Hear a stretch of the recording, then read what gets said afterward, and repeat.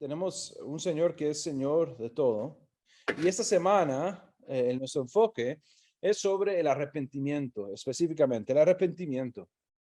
Am, hemos visto a cómo Dios salva y hemos estado viendo cómo Dios trabaja en el corazón y cómo ha llamado a Jonás a esta obra.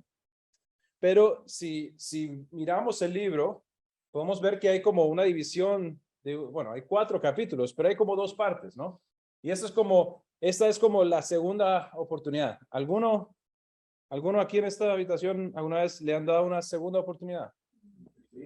Tercera, cuarta, quinta, ¿no? Gracias a Dios. Pero la proverbial segunda oportunidad, ¿no? Esa cuando uno sabe que se jaló la torta, sabe que lo hizo todo mal, sabe que no lo merece. Ahora todos quizás podemos pensar en un momento en nuestra vida cuando pensábamos que no había quite, que no había manera que iba a haber una segunda oportunidad. Y nos la dan, ¿no? Y ojalá hacemos buen uso, ¿no? Los que levantamos la mano cuando decimos que hemos tenido terceras, cuartas y quintas es porque no siempre hacemos buen uso de la segunda, ¿no? Pero esa segunda oportunidad, y eso es un poco lo que estamos entrando esta semana con la segunda parte. Capítulo 1, Dios llama a Jonás a hacer esta obra de ir a Nínive y de proclamar que él ha visto su maldad, que él ha visto la manera, su violencia, la manera que ellos son un grupo de personas que están viviendo de una manera que le desagrada y ha anunciado destrucción, pero él en vez de ir a Nínive, sale corriendo, ¿ok? Podríamos decir que se arrepiente de hacer la voluntad de Dios, ¿no? Porque ¿qué es el arrepentimiento? El arrepentimiento es ir para acá y de repente dar la vuelta y ir en la dirección opuesta, ¿no? Entonces, sabemos que él era un profeta de Dios, sabemos que Dios está hablando con él, entonces podemos quizás asumir que él ha estado haciendo las cosas y haciendo lo que Dios le pedía, pero él, en el primer capítulo, tiene un arrepentimiento de obedecer a Dios y se va, intenta escaparse. Pero tiene esta situación al final del capítulo 2 y durante 1 y durante el capítulo 2, en la cual está en el estómago de la ballena. Y él ora al Señor. Y es rescatado, es salvado, es perdonado y es dado una nueva oportunidad, una segunda oportunidad. Eso es donde nos encontramos hoy. ¿Se acuerdan que hace un par de semanas les pregunté si conocían la canción de Jonás? ¿Se acuerdan la de Jonás no hizo caso la palabra de Dios? Por eso al mar profundo la gente lo tiró. Y vino un pez muy grande y ¡glup! Se lo tragó.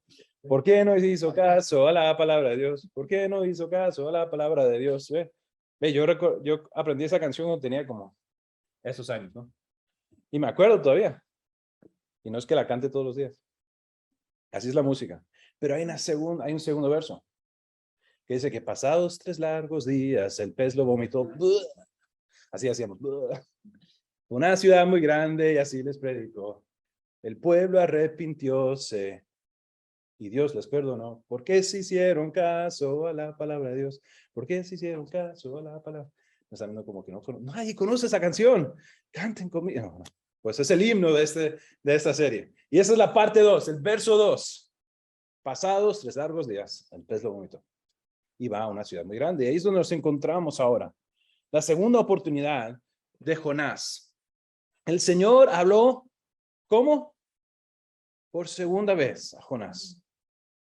Dice, levántate y ve a la gran ciudad de Nínive y entrega el mensaje que te he dado. Esta vez, Jonás obedeció el mandamiento del Señor y fue a Nínive, una ciudad tan grande que tomaba 3 días en rodearla toda.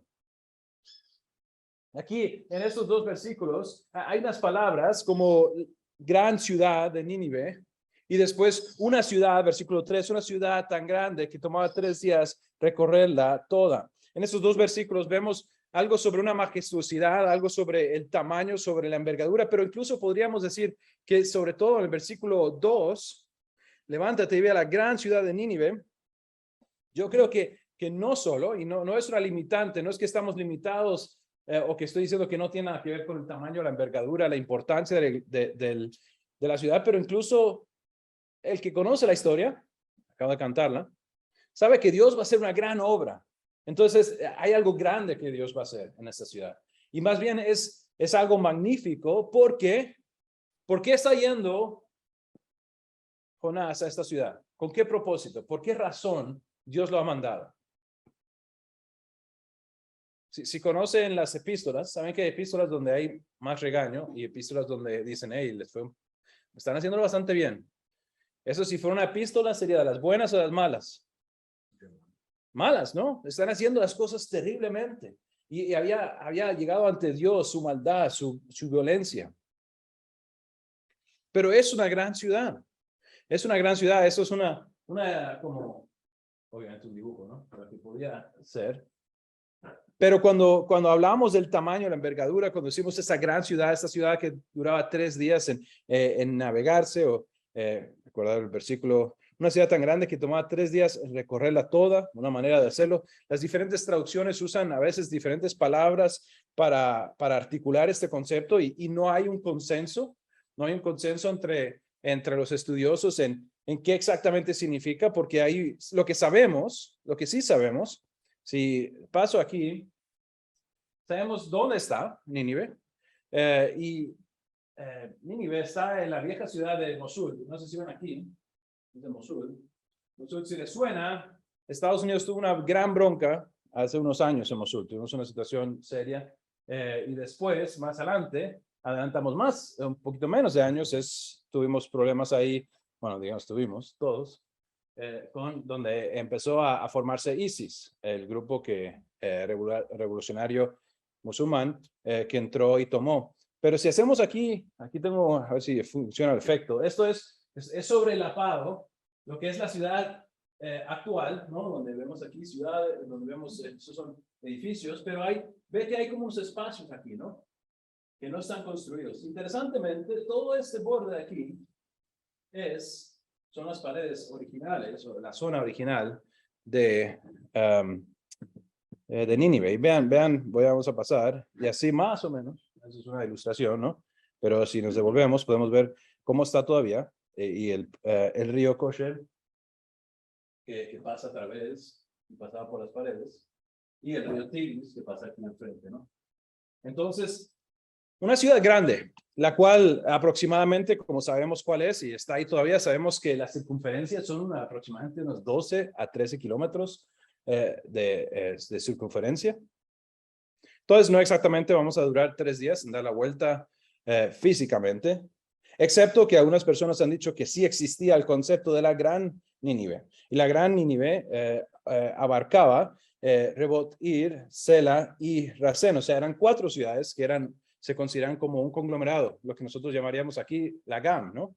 La gran área metropolitana, donde tenemos Zapote, tenemos Tres Ríos, tenemos Desamparados, tenemos Alejuela, y todo es parte de una masa. Aunque San José es San José, y es más chiquito si usted lo marca. Entonces, es posible que sea la idea de la Gran Nínive. Muchas personas, y tiendo a pensar quizás, sobre todo después de una de las últimas clases que tomé, al entender un poquito más el Medio Oriente, es muy posible que la idea no es que uno durara 3 días en recorrerla, sino que, porque era una ciudad grande, una ciudad importante, el protocolo dictaría que uno tenía que quedarse por lo menos 3 días para los procesos normales de visitar a las personas importantes y salir, aunque hiciera sus negocios. Entonces, que uno no podía entrar, echarle gasolina y salir. Es muy posible, no sabemos exactamente, pero sabemos que sí es una ciudad grande, una ciudad que todavía están haciendo las excavaciones arqueológicas. Y hablando de arqueología, me pareció interesante cuando estaba investigándolo, es que esta era la mezquita de la tumba de Jonás. La mezquita de la tumba de Jonás es donde supuestamente se había enterrado a Jonás. No sabemos si es cierto o no, pero es interesante porque vemos un cruce entre 2 fes, ¿no? Bueno, 3 fes entre los judíos, que en el Antiguo Testamento, la Biblia hebrea, está, y venerarían a Jonás. Nosotros como cristianos lo estamos estudiando, pero también los musulmanes tienen un respeto por él, y en esa ciudad donde había ocurrido, en Nínive, hicieron este memorial a su memoria.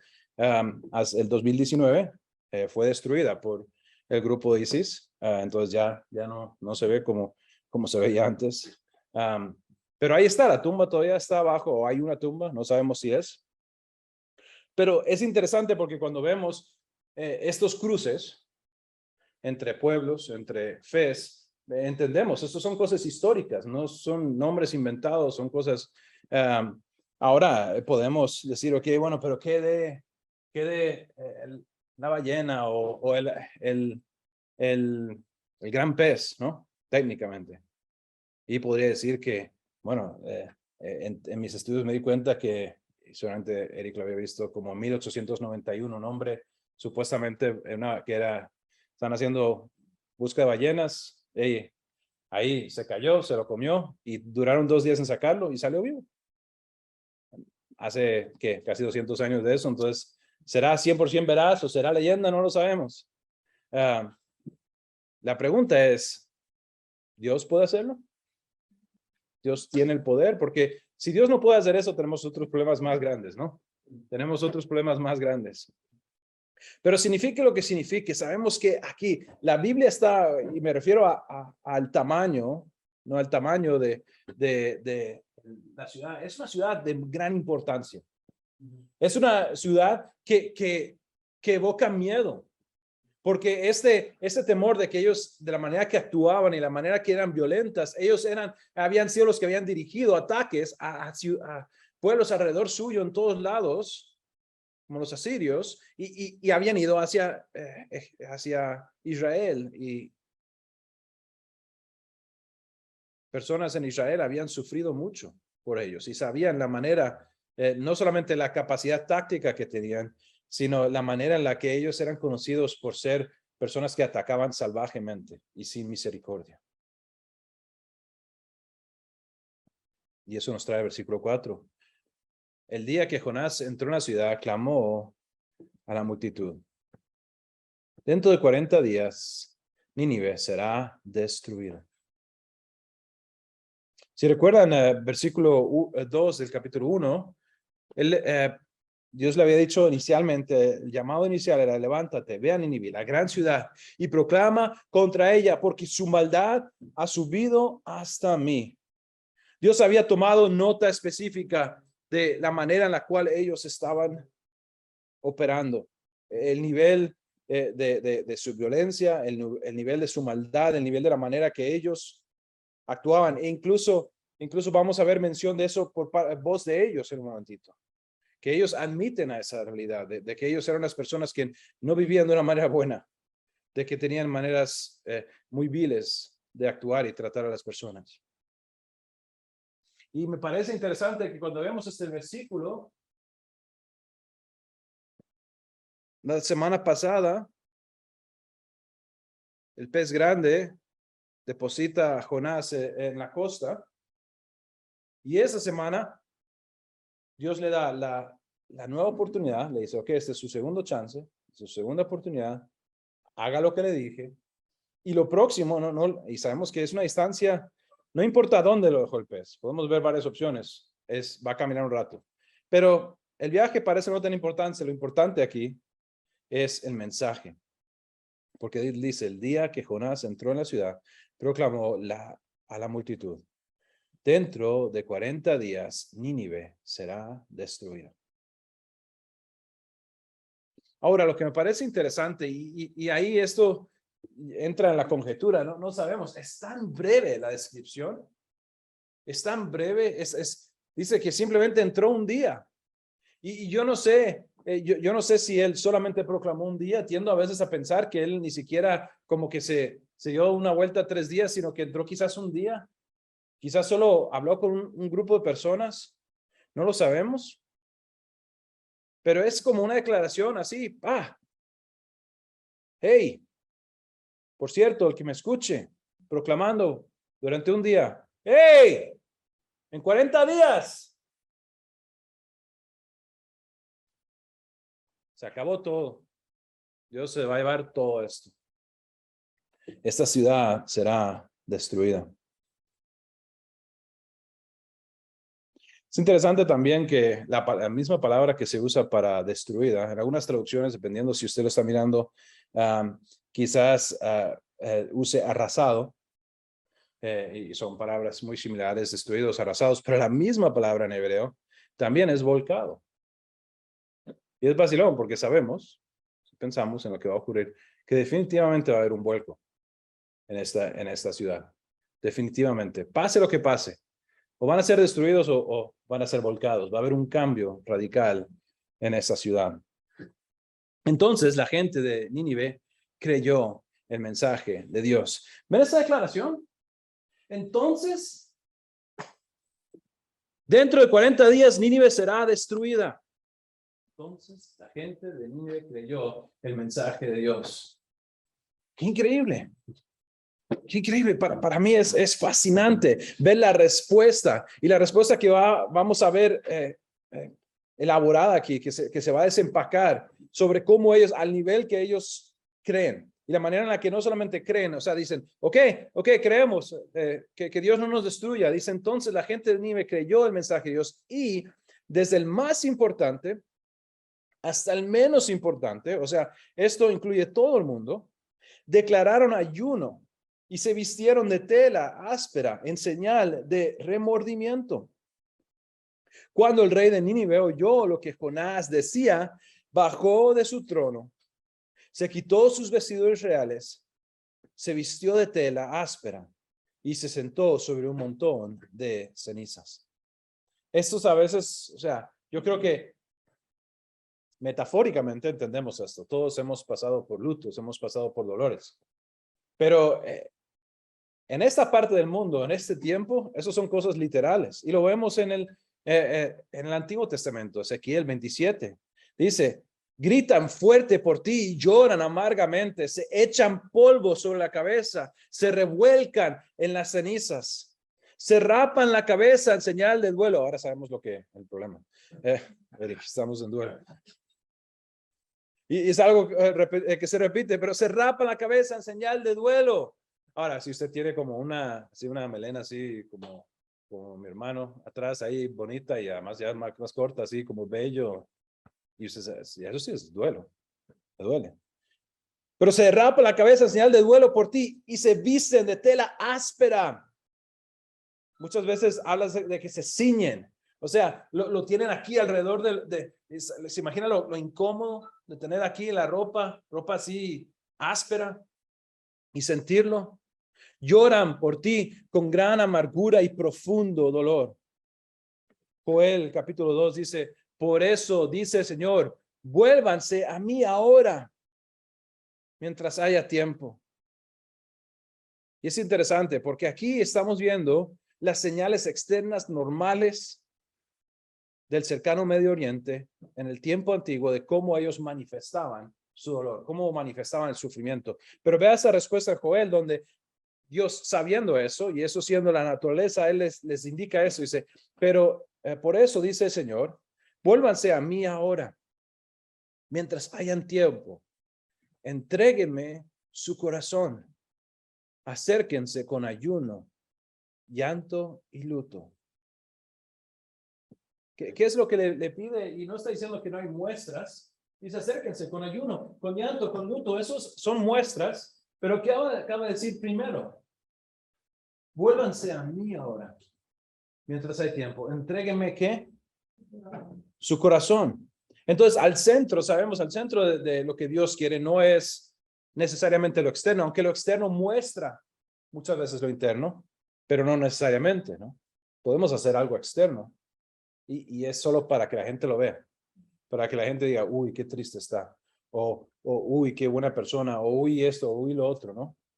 Eric nos mostraba ese pasaje sobre el publicano, el fariseo que decía, hey, yo hago estas cosas, Dios, ¿recuerdas? Y no soy como ese.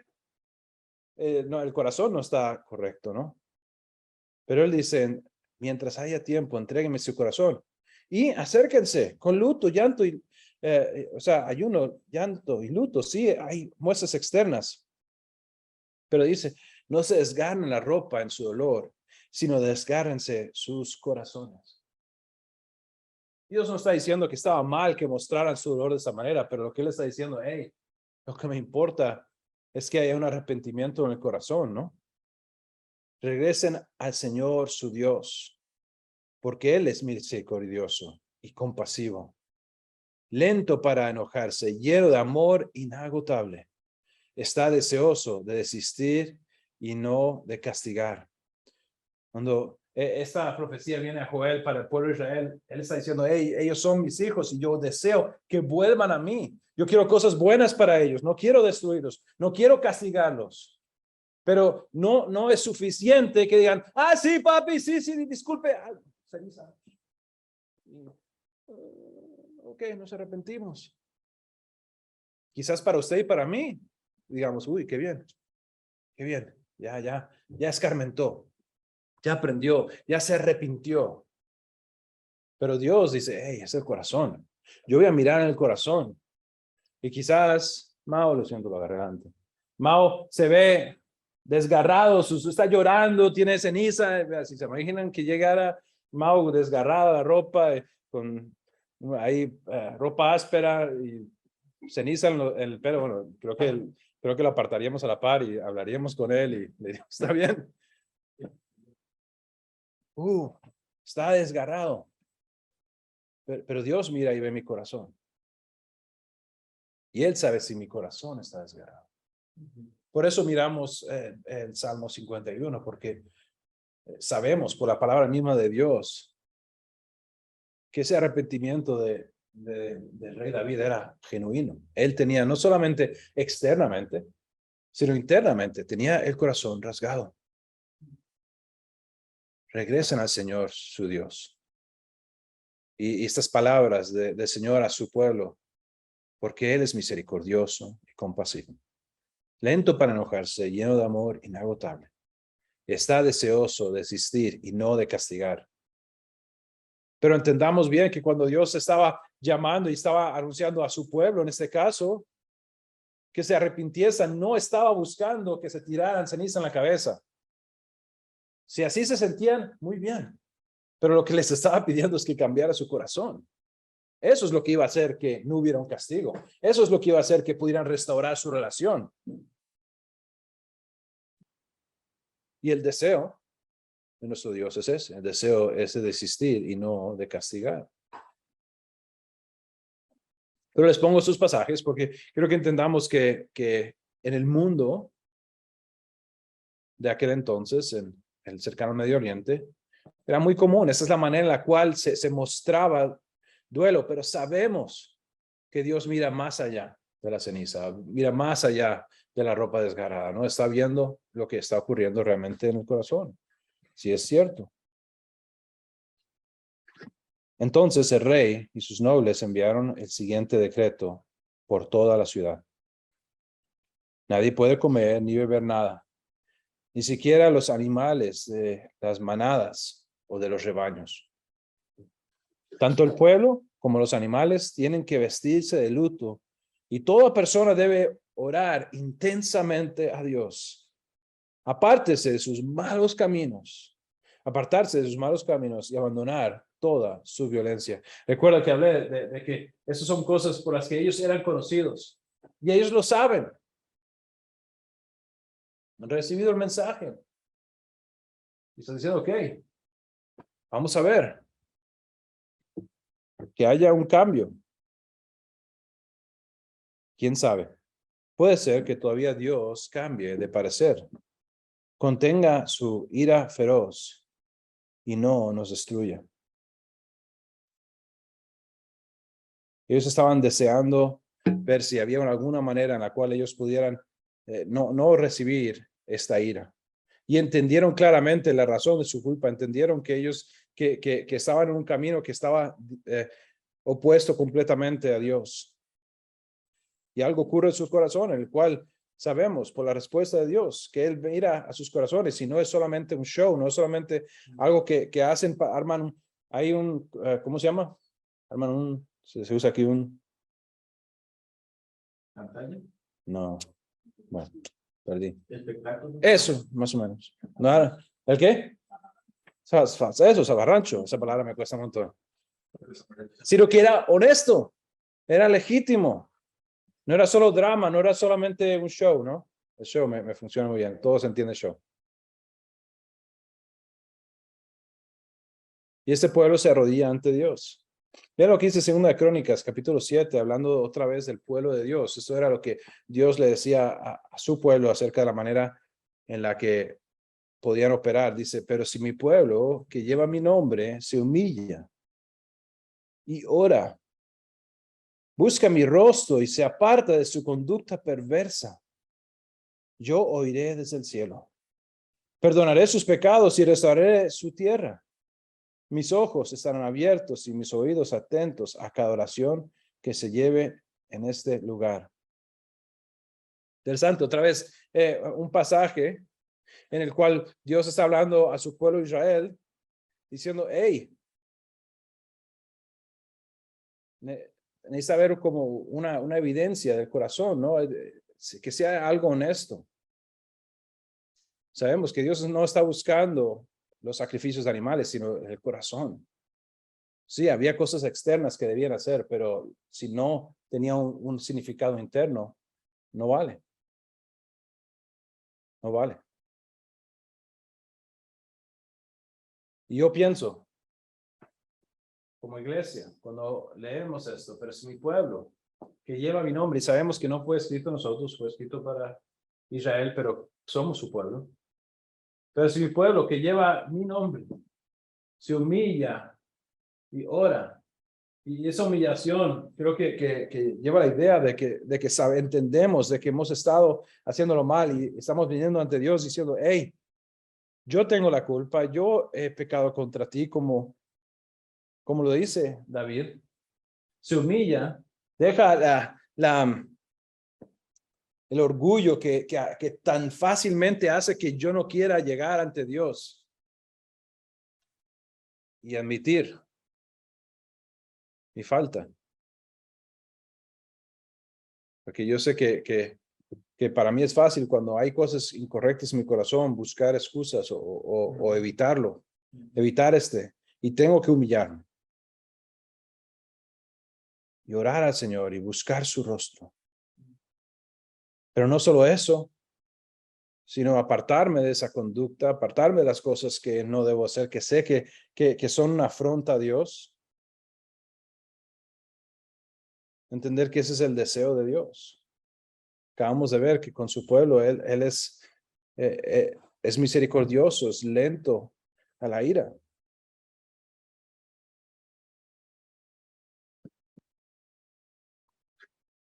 Versículo 10 dice, cuando Dios vio lo que habían hecho y cómo habían abandonado sus malos caminos, habían hecho, yo creo que eso representaría visualmente, externamente, ¿no? Habían hecho cosas, pero cómo habían abandonado sus malos caminos, eso es interno. Porque, bueno, no sabemos el lapso, hay 40 días, ¿no? Pero creo que Dios puede mirar en el corazón y saber que lo que estaban diciendo era verdadero. Ellos deseaban tener un cambio, ellos realmente querían cambiar, habían entendido que había algo incorrecto en lo que estaban haciendo y querían un cambio. Y se abandonaron sus malos caminos. Cambió de parecer. Y no llevó a cabo la destrucción con las que los había, disculpen, la destrucción con que los había amenazado. Este cambio de parecer tuvo un resultado y la semana que viene vamos a hablar sobre este corazón de misericordia. Y creo que esto es la introducción a cierto nivel. Varios de ustedes dijeron que Jonás le está hablando, le está siendo usado por Dios para su corazón. No se pierda la semana que viene. Porque creo que esta parte donde vemos lo que Dios ha hecho ante esta situación en la cual Él ha extendido esta misericordia, cuando hay este arrepentimiento, se va a contrastar con cómo puede estar nuestro corazón a veces, que es lo que ocurre con Jonás.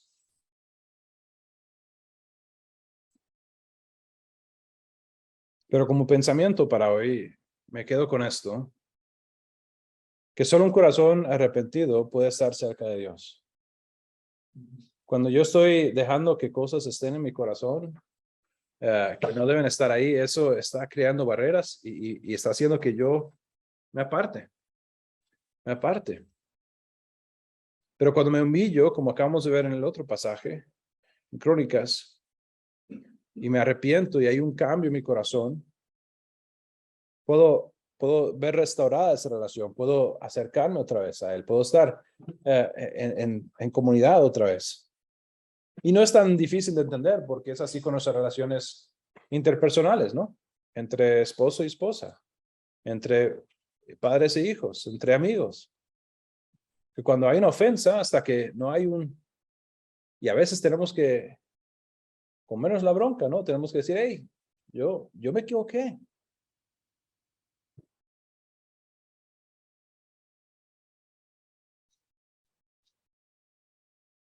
Entonces, pensaría que ojalá podamos orar por corazones que se vuelven a Él y se apartan del mal, como una oración para nosotros, que tengamos ese deseo de si hemos dejado que cosas nos aparten o que nuestra mirada sea apartada, que nosotros podamos arrepentirnos, que podamos cambiar nuestro corazón, volver a Él. Y eso sería lo mismo para si alguien no lo conoce. Si alguien no es suyo, necesita el arrepentimiento, necesita volver a Dios. Entonces oremos por eso en nuestra vida, ore por eso en su vida. Yo voy a orar por eso en mi vida. Oremos por eso en las vidas de nuestros hermanos, de nuestras familias. Y yo quisiera, el versículo en los señores que usted puso ahí, la palabra intensamente. Creo que eso hace muy bien, si que orar intensamente. Orar a la ligera muchas veces no nos lleva a esa conciencia. Pero Sí. cuando somos intencionales en la oración, definitivamente es. Y creo que, otra vez, Dios es el Dios que ve los corazones, ¿no? Y Él sabe, ¿no? Y es cierto, es fácil decir una oración, ¿no? Los que oramos antes de las comidas, tenemos esa oración, ¿no? A veces. Señor, bendice la comida, ta, ta, ta. Bueno, puede ser que se valga, puede ser que no, pero creo que cuando viene la hora de humillarse ante Dios porque nos hemos equivocado, porque hemos pecado, porque necesitamos buscar restauración, es seria la cosa, no es cualquier cosa. Les animo, vamos a cerrar los ojos, vamos a ir a la Señora oración antes de cantar un cántico más. Padre Celestial, te pedimos, Señor, Dios, te pedimos con nuestros corazones. Dios, sabemos que hemos visto un ejemplo, Señor, de tu misericordia, del arrepentimiento, de lo que ocurre, Señor, de cómo cambia la dinámica, Señor, y no, Señor, yo no puedo entender, Señor, toda la realidad, Señor, Señor, del perdón y de las diferencias, Señor, que ocurren y por qué es que a veces sí, a veces no, Señor, pero lo que definitivamente vemos es que, Señor, para poder restaurar esa relación contigo, Señor, no podemos estar corriendo en la dirección opuesta, Señor, no podemos estar peleando, no podemos estar viendo una vida que está completamente opuesta a ti y que está simplemente buscando sus propios deseos, Señor, sino que una vida que te agrada, Señor, una vida en la cual vamos a estar en comunión contigo, Señor, va a significar una vida que está alineada con tus deseos, con tu corazón, con tu mente. Haciendo caso Señor, de tu palabra, de tus mandatos. Señor, que nos regocijemos en ellos. Que eso sea nuestra vida, Señor, y no una vida contraria. Dios, y te pido que podamos orar por eso. Dios, dame ese tipo de corazón.